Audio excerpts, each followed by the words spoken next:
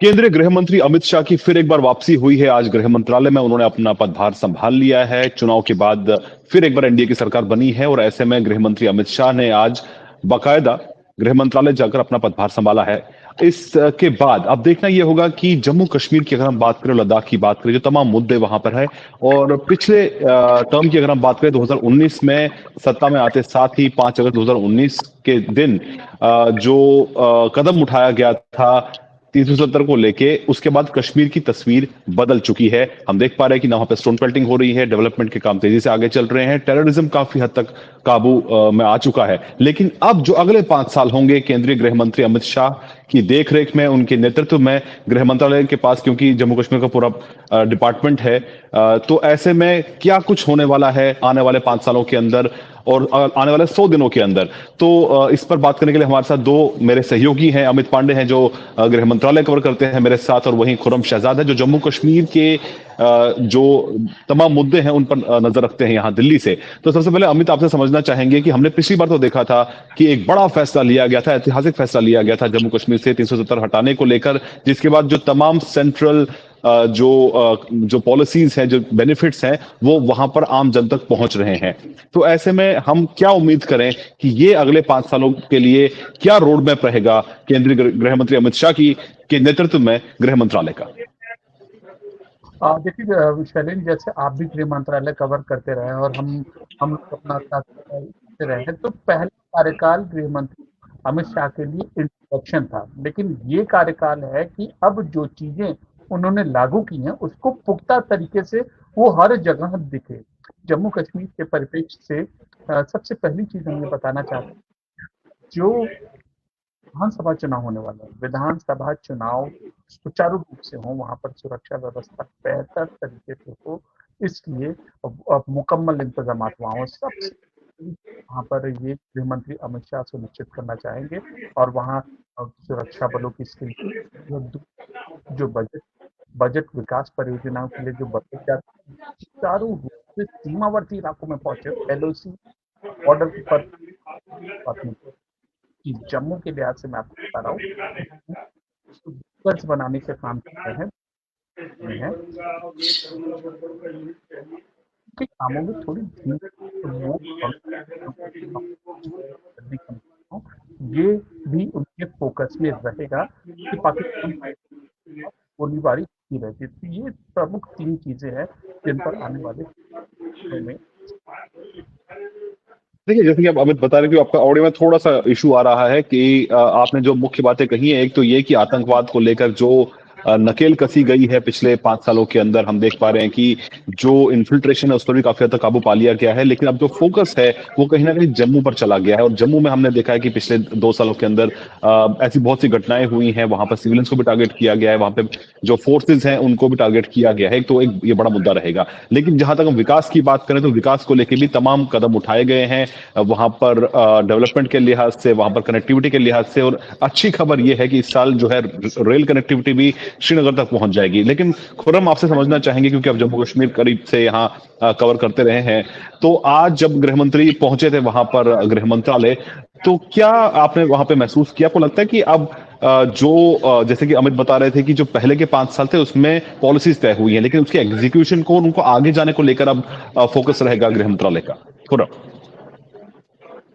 शैलेंद्र, जैसे कि आपने कहा और अमित भाई ने भी कहा, तो बहुत सारी चीज़ें हैं जो गृह मंत्रालय से होती रही थी। 370 समाप्त हो गया है, लेकिन आगे का जो रोड मैप है और खासतौर से पॉलिटिकल रोड मैप है, वो एक बड़ा सवाल है कि उसको कैसे आगे बढ़ाना है। हालांकि चुनाव आयोग ने जिस तरीके से अभी हाल ही में एक नोटिफिकेशन दिया और कहा कि जो कॉमन सिंबल्स हैं वो जारी कर रहा है, तो साफ तौर पर सितंबर से पहले चुनाव का हो जाएंगे। ये एक पॉलिटिकल रोड मैप हो सकता है, लेकिन गाड़ी पटरी से ना उतरे, जो अब कुछ बनाया है उसको उसी तरीके से बनाए रखा जाए, स्टोन पेल्टिंग ना हो, और फिर उस रास्ते पर जम्मू कश्मीर ना जाए जिस रास्ते पर वो चलता रहा था। इन्फिल्ट्रेशन हो या फिर जो टेररिज्म की गतिविधियां हैं, जो जिनमें कमी आई है, और जो आंकड़े पार्लियामेंट में पेश किए जाते हैं वो आप भी कवर करते हैं, हम भी देखते हैं कि उसमें किस तरीके से कमियां आई हैं। वो तमाम चीजें हैं, और साथ ही साथ किस तरीके से अभी तमाम लोगों ने वोट घरों से बाहर निकलकर रिकॉर्ड तादाद में वोट दिया है और पूरा रिकॉर्ड बन गया है। ये जो लोकतंत्र की जो खुशबू है, ये उस पूरे इलाके में उसी तरीके से फैले। तो जम्मू कश्मीर में जो कुछ अब तक बनाया है, उसको आगे बनाए रखना है। 370 का खात्मा एक बात हो सकती है, लेकिन 370 के बाद जो वहाँ पर जो अलग तरह के चैलेंजेस खासतौर से उभरे हैं, जैसे कि अनएम्प्लॉयमेंट का इशू है या फिर ट्रस्ट का इशू है, इन तमाम चीज़ों को सरकार ने बहुत अच्छे तरीके से काउंटर किया है और काउंटर किया जा रहा है। लेकिन जम्मू की तरफ अब जिस तरीके से धीरे-धीरे जो आतंकवादी गतिविधियों को बढ़ाने की कोशिश की जा रही है पाकिस्तान और उसके पीछे जो वहाँ के लोकल्स ग्रुप रहते हैं, मिलिटेंट्स ग्रुप हैं, उनको काउंटर करना एक बड़ी चुनौती हमेशा से रहा है। लेकिन इसको बहुत अच्छी तरीके से गृह मंत्री अमित शाह ने उसको अच्छी तरह से निभाया है। आज जब वो अपना पदभार संभालने जा रहे थे, अपने ओहदे का चार्ज लेने जा रहे थे, तो एक विश्वास उनके अंदर ज़रूर दिखाई दिया और साफ तौर पर जो चीज़ें अब तक उन्होंने बनाई हैं, यही वजह है कि भारतीय जनता पार्टी ने जो गृह मंत्रालय में किसी तरह का कोई बदलाव नहीं किया है। आप लद्दाख की दृष्टि से देखें, बातचीत होती रही, दूसरी तरफ जम्मू कश्मीर की दृष्टि से देखें, नित्यानंद राय और और अमित शाह दोनों ही जो है इसको दोनों गृह मंत्रालय को संभालेंगे। तो कुल मिलाकर अगर कहें तो जम्मू कश्मीर में अब तक जो बनाया है, खासतौर से जो पॉलिसीज बनाई है, उनको आगे तक ले जाना और पाकिस्तान के साथ जो पीओके का इशू है उसको लेकर के अब शायद भारत सरकार आगे बढ़ सकती है। वहाँ पर जिस तरह की खबरें आती रहती हैं कि वहाँ पर खुद अभी हाल ही में पाकिस्तान की एक अदालत ने साफ तौर पर कहा कि जम्मू कश्मीर जो पाकिस्तान के कब्जे में है, वो पाकिस्तान का सीधे तौर पर हिस्सा नहीं है।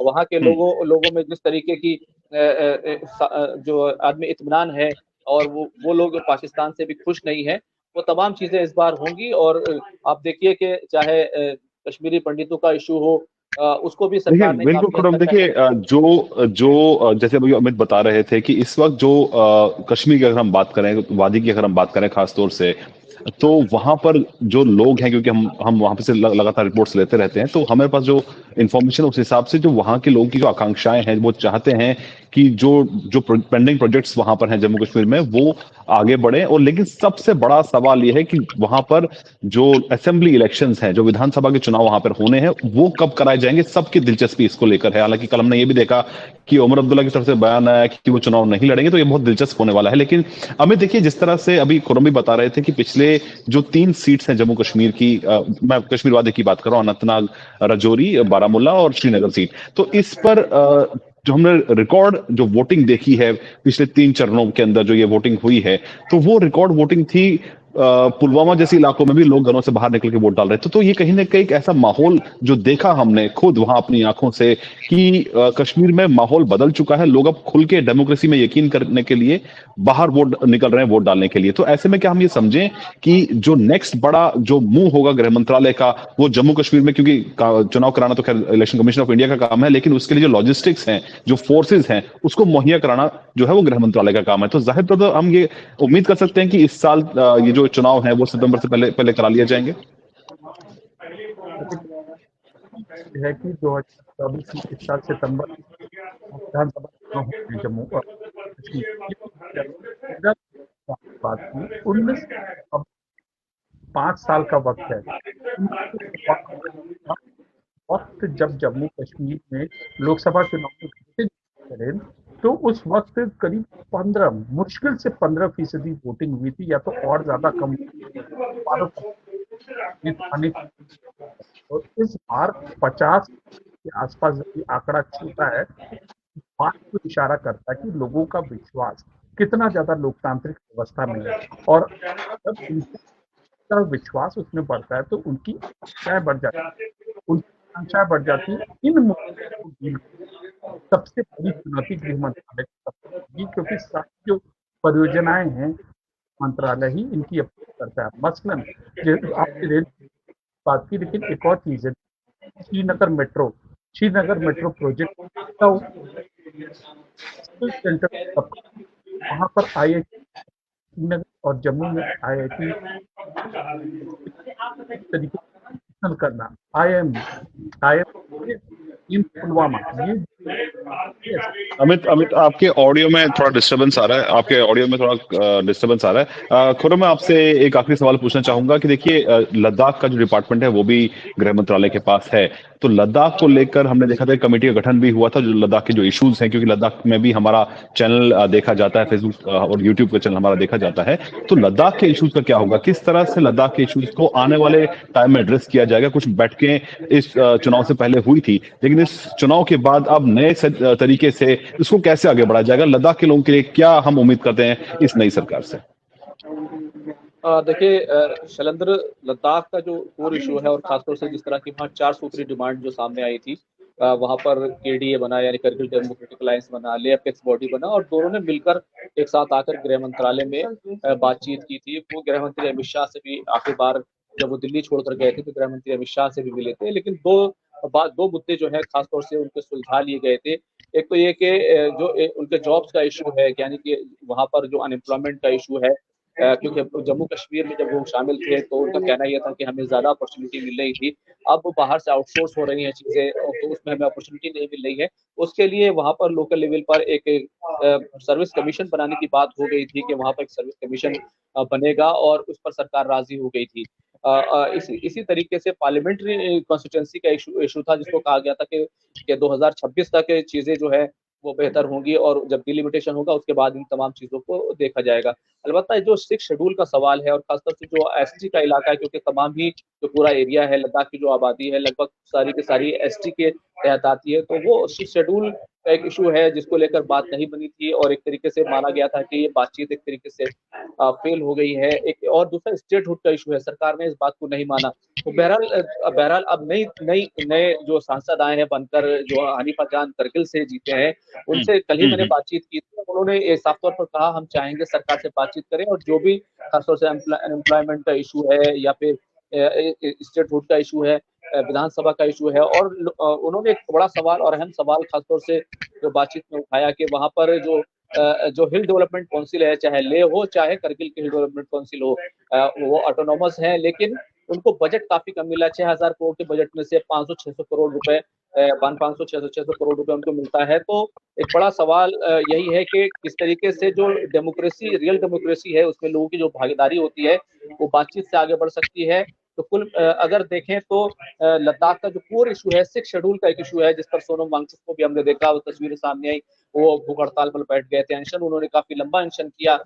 तो ये कोर इश्यूज हैं जिन पर बातचीत हो सकती है, क्योंकि गृह मंत्रालय में कोई बदलाव नहीं हुआ है, चीजों को समझना आसान है, उनको चैनलाइज करना आसान है। अब तो भारतीय जनता पार्टी जरूर जो है, और जो नित्यानंद राय है खासतौर से, वो इस तरह की बैठक लेते रहे हैं, गृह सचिव इस तरह की बैठक लेते रहे हैं, गृह मंत्री खुद इन्वॉल्व हुए थे। जैसे मैंने आपको बताया कि आखिरी बार जब मुलाकात हुई थी पूरे डेलीगेशंस की, तो गृह मंत्री के घर गृह मंत्री अमित शाह ने खुद मीटिंग ली थी और उसके बाद एक बाकायदा प्रेस नोट जारी हुआ था जिसमें तमाम बातें कही गई थी कि धीरे धीरे हम इन तमाम चीजों को सुलझा लेंगे। तो बातचीत बंद नहीं हुई, बातचीत के रास्ते खुले हैं, तो लद्दाख उस तरफ आगे जरूर बढ़ सकता है।